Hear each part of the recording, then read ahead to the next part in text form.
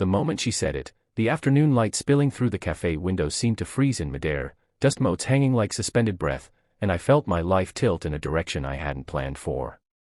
An older woman with tired eyes and perfectly pressed clothes leaned toward me with a desperation that didn't belong in a bright daytime cafe, asking me to pretend to be her daughter's fiancé, and the absurdity of my silent reply about whether affection would be expected collided with the weight of her fear.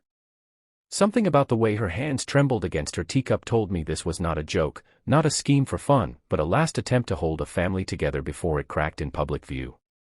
Before the story goes any further, if you believe in kindness, second chances, and quiet acts of courage that change lives, please take a moment to like this video, comment your thoughts, share it with someone who needs hope, and subscribe to the channel Kindness Wave. Your support helps stories like this reach hearts that are searching for light. My name is Riz Malik, and at that point in my life, I was a man standing in the middle of his own quiet wreckage. I worked mornings at a small architectural drafting office and afternoons delivering documents on foot across the city, partly to earn extra money and partly to stay moving so I wouldn't have to sit still with my thoughts. The sun was always high when I walked, the city alive with color and noise, but inside I felt dim, as if something essential had been misplaced. I had lost my father the year before, my engagement had ended without fireworks or blame, and I had learned how fragile dignity could be when grief and disappointment stacked up quietly. So when Farida Begum, the woman across the table from me, explained her request in careful, measured breaths, I recognized that same fragility in her voice. Her daughter's name was Zoya Rahman, a name that sounded strong and soft at the same time. Farida spoke of a daytime family gathering scheduled in just 2 weeks, of relatives who whispered too much and judged too easily, of a daughter whose confidence had been eroded by constant comparison. Zoya was successful on paper, educated, independent, and kind, but the absence of a partner had somehow become the only thing anyone saw. Farida was not asking me to lie for comfort or convenience, but to shield her daughter from a moment that could undo years of careful self-belief. I told myself I should refuse, that borrowing someone else's life was dangerous, but the afternoon sun lit Farida's face in a way that revealed every sleepless night, and I heard myself agreeing before fear could stop me. Meeting Zoya for the first time happened under the open sky of a city park, sunlight filtering through leaves, children laughing nearby, and vendors calling out from colorful carts. She was not what I had imagined. There was no dramatic entrance, no theatrical beauty meant to impress. She was real, grounded, with thoughtful eyes and an easy smile that faded quickly when nerves took over. We walked side by side in full daylight, rehearsing our shared history without using words, learning each other's rhythms through small gestures and pauses. The hardest part was not pretending affection, but carrying the weight of expectation that came with it. I could feel how much this performance mattered, not to deceive others, but to protect something tender inside her. As days passed, our arrangement began to change us in ways neither of us had anticipated. We met during lunch breaks and afternoons, always under the sun, discussing harmless details that could become believable memories. I noticed how Zoya flinched when conversations turned toward worth and comparison, how she shrank slightly as if bracing for impact. I recognized that posture because I had worn it myself. Somewhere between shared walks and carefully constructed stories, the line between pretending and caring blurred. I found myself paying attention not because I had to, but because I wanted to.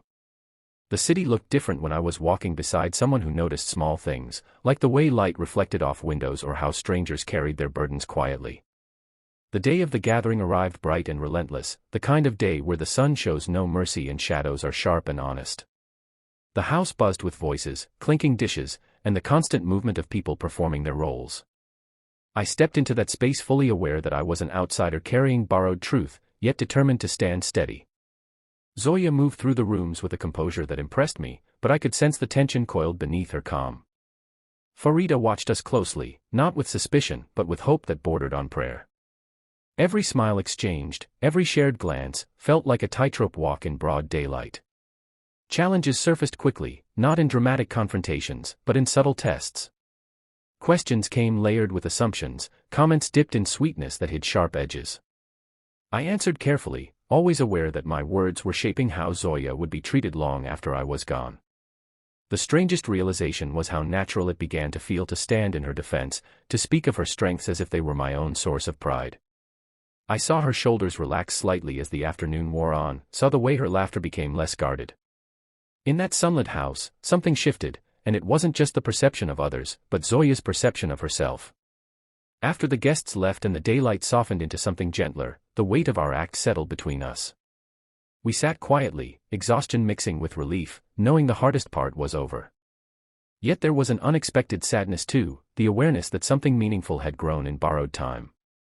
I returned to my routines the next day, walking under the same bright sky, delivering documents, drafting lines that defined spaces for other people's dreams. But everything felt altered, as if color saturation had been turned up just enough to notice. I found myself thinking about Zoya's quiet resilience, about Farida's courage in asking a stranger for help, and about how easily lives intersect when pride is set aside.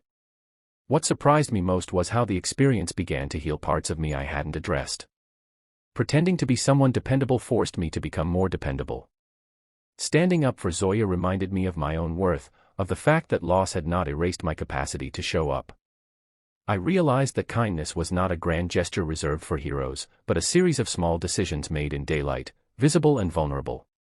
Zoya and I continued to meet, no longer rehearsing, simply talking, walking, existing in each other's company without scripts.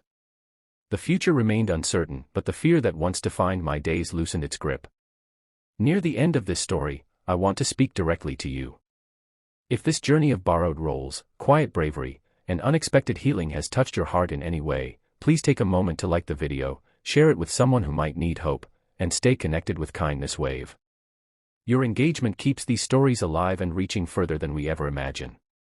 Just before the ending, here is a special request. Please comment below and tell us what kindness or second chance means to you, because your words may become someone else's reason to believe again. The last time I saw Farida in the full light of day, her posture was lighter, her smile unburdened. Zoya stood beside her, no longer shrinking, but standing tall in her own space.